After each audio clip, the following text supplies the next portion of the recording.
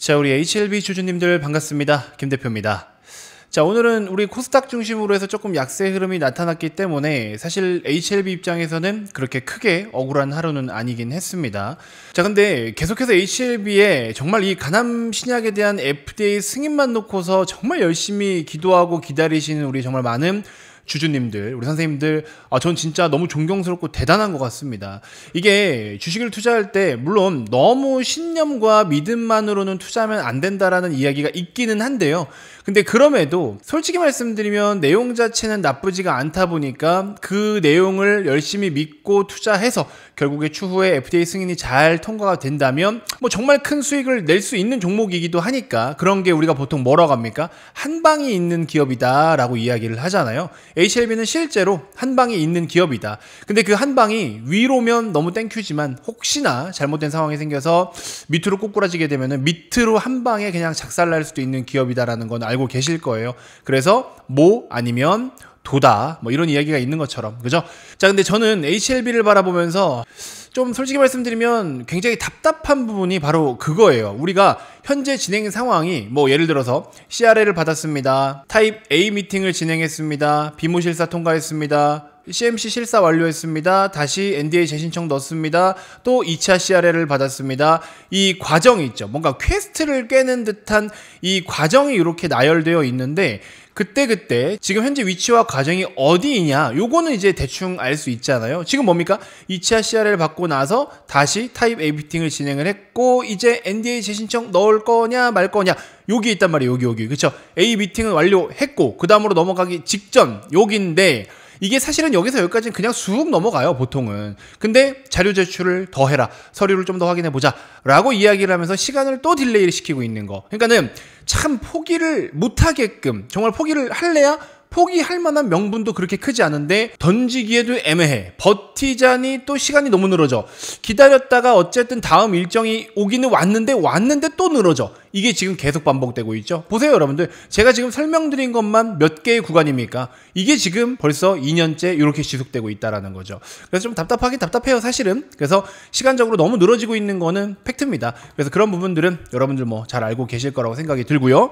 자, 그래서 일단은 오늘은 어떤 말씀을 좀 드리려고 했느냐. 사실 최근에는 뭐 수급도 썩 좋지 않아요. 메이저들이 우선적으로 HLB를 사야 될 만한 이유가 솔직히 말하면 좀 부족하긴 하죠. 그래서 HLB는 진짜 전형적으로 정말 많은 개인 투자자분들이 들고 버티는 종목이다. 근데 이제 최근 시세로 놓고 봤을 때 조금 아쉬운 건 뭐냐면, 자, 2차 CRL을 받았던 요 하한가 맞았던 당시 있죠. 요거를 제외하고서 보면은 따지고 보면 오늘 또 저점을 깨는 그런 움직임이 나온 겁니다. 그래서 기본적으로 HLB가 그래도 5만원 선을 좀 지켜준다면 사실 주봉을 기준으로 했을 때 5만원에다가 선을 긋고 이렇게 보시면 여러분들 5만원 상단과 하단을 이렇게 놓고 보면 5만원 하단은 어떤 겁니까? 임상을 개발하고 준비하는 과정인 거고 5만원 이상 같은 경우에는 심사를 대기하는 영역이다라고 말씀을 드렸죠. 그러면 지금은 임상을 진행하는 중입니까? 심사를 대기하는 중입니까? 심사를 대기하는 중이에요. 그러면 심사를 대기하는 과정 속에서는 5만원 이상, 못해도 5만원 정도는 지켜줘야 되는데 그래서 이제 5만원 밑으로는 우리가 이런 걸 뭐라고 이야기하느냐, 이 기업이 받아야 될 만한 그 적정 가치보다 가격이 떨어져 있잖아요. 이걸 뭐라고 이야기합니까? 언더슈팅이다 라고 이야기합니다. 언더슈팅. 그래서 언더슈팅 구간 같은 경우에는 쉽게 말해서 저평가 구간이다, 이렇게 이야기를 하기도 해요. 근데 HLB는 저평가라고 말씀드리기엔 조금 애매한 게 뭐냐면 그냥 추정 가치이기 때문에 그래요. 지금 HLB가 6.5조 원대의 시가총액을 보여주고 있는 게 실제로 숫자를 계산해서 나타낸 적정 가치가 아니라 추정 가치이기 때문이고 미래 가치이기 때문입니다. 현재 가치가 아니라는 소리예요. 그러니까는 FDA 진행 과정, 이런 모든 절차들이 어디서 혹시나 조금만 삐그덕거리게 된다면 이 추정하는 가치가 희석될 수 있고 축소될 수 있다는 거죠. 그리고 제가 어제도 말씀을 드렸지만 트럼프의 관세 관련된 거, 그렇죠? 이 관세 같은 경우에도 지금 계속 협상을 진행을 하고 있고 우리나라 같은 경우에도 주요 품목들에 대한 관세는 잘 넘어갔어요. 하루 앞두고 잘 넘어갔는데 이제 문제는 뭐냐, 한 2주 뒤쯤에 의약품 관련된 관세에 대해서 발표가 있을 것이다 라고 이야기를 했죠. 그럼 의약품 관세 같은 경우에도 결국에 중국을 견제를 하고 있다는 거예요. 왜? 미국은 현지 내에서 의약품을 생산하는 비중이 굉장히 적습니다. 그럼 어디서 생산하느냐? 중국이 됐든 인도가 됐든 한국이 됐든 이렇게 제조 원가, 단가가 낮은 국가들로부터 생산을 해서 수입해 사용해요. 본인들이 개발하고 기술을 수출해서 위탁 생산해서 다시 받아가지고 소비하는 이런 루트인데, 그러다 보니까 안보적인 측면에서도 굉장한 위협을 받을 수 있다라는 거 첫 번째. 그 다음에 두 번째로는 미국이 제조업을 부활시키려고 하고 있다. 자급자족해야 된다 이겁니다. 그렇죠? 트럼프가 그런 걸 굉장히 중점적으로 지금 밀어붙이고 있는 중이고, 바이든 때도 마찬가지였고요. 그래서 중국에 대한 견제, 제조업 부활, 이 두 가지에 초점이 좀 두어져 있다라는 거. 그래서 의약품도 관세를 일단 매길 것 같은데, 이제 문제는 HLB가 리보세라닙과 캄렐리주맙 모두 다 중국이 엮여 있다라는 거고 항서제약이 엮여 있다라는 거죠. 그래서 저는 합리적인 의심을 한번 해본다. 얘가 아니 뭐 임상에 대해서 데이터에 대해서는 전혀 문제가 없고 좋다라고 해놓고 지연되고 있는 거, 자꾸 늘어지고 있는 거, 이렇게 늘어지고 있는 상황에 있어서도 분명하게 이유가 있다. 모든 것에는 이유가 있는 거예요. 그래서 지금도 늘어지는 데는 이유가 있다. 그래서 고의로 시간을 좀 지연시키고 있는 게 아닌가 이런 생각이 좀 듭니다. 그래서 관세에 관련된 걸로 또 어떤 판도가 바뀔 수 있는 가능성이 남아있고, 기본적으로 셀트리온이라든지 SK바이오팜 같은 이런 종목들은 크게 영향 없어요. 삼성바이오로직스도 마찬가지고 오히려 반사수혜를 받을 수 있는 그런 기업들인데, HLB 같은 경우에는 미국의 생산 공장보다도 엘레바를 통해서 유통망은 마련해 있지만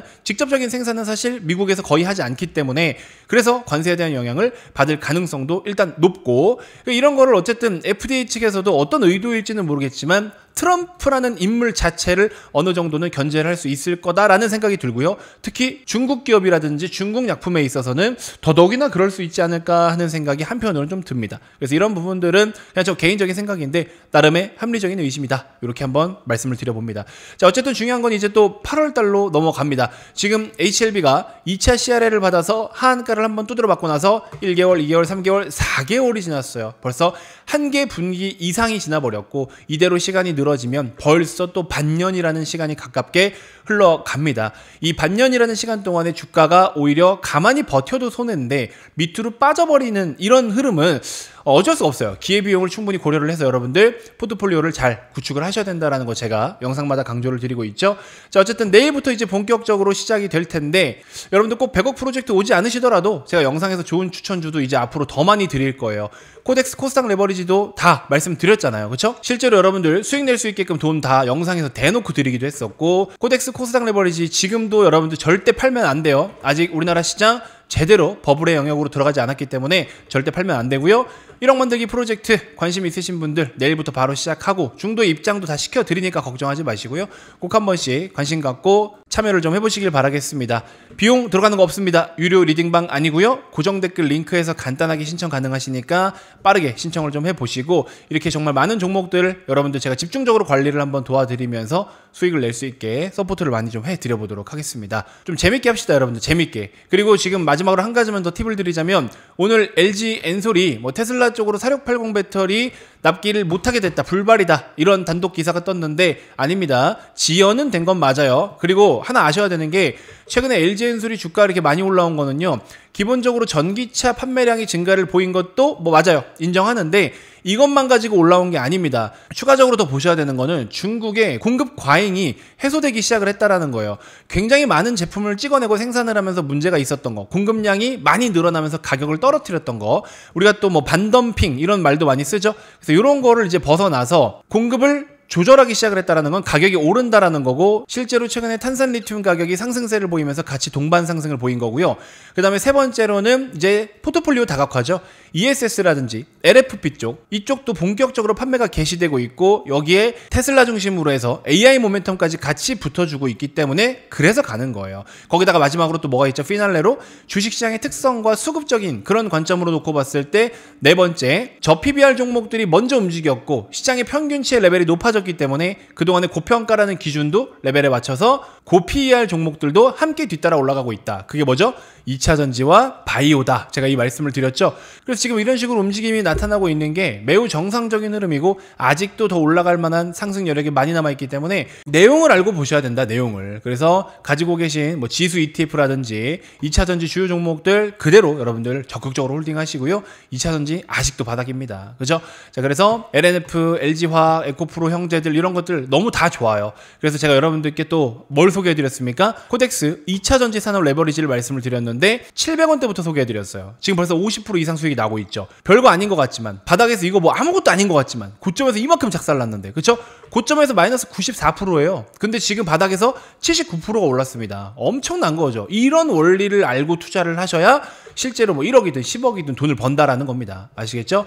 그런 거 제가 한번 도와드려 보도록 할 테니까 그냥 여러분들은 매수와 매도만 할 줄 아시면 돼요. 매수, 매도만 할 줄 아시면 된다. 그리고 제 영상 좀 많이 봐주시고 지금 빨리 좋아요 눌러주세요. 여러분들 좋아요 꼭 한번 눌러주시고 그것만 해주시면 됩니다. 아시겠죠? 그리고 여러분들이 실제로 1억을 벌면 뭐 저한테 안 오시겠냐고. 당연히 오겠죠. 그렇죠? 저는 그걸 바라고 하는 거고 영업은 나중에 하겠습니다. 아시겠죠? 자, 오늘라도 너무 고생 많으셨고요. 제가 오늘 원래 금요일인 줄 알았어요. 그래서 잠깐 좀 마지막으로 힘을 좀 한번 내보자 이랬는데 아침에 너무 까무러져가지고 와, 오늘 금요일이구나, 하루만 버텨보자 이 생각했는데 목요일이었네요. 지금 막 혓바늘도 나고 난리가 났습니다. 저도 좀 일찍 쉴 테니까 여러분들 오늘도 너무 고생 많으셨고 내일 하루만 좀 더 힘을 내보자고요. 아시겠죠? 자, 내일 또 인사드리도록 하겠습니다. 고맙습니다.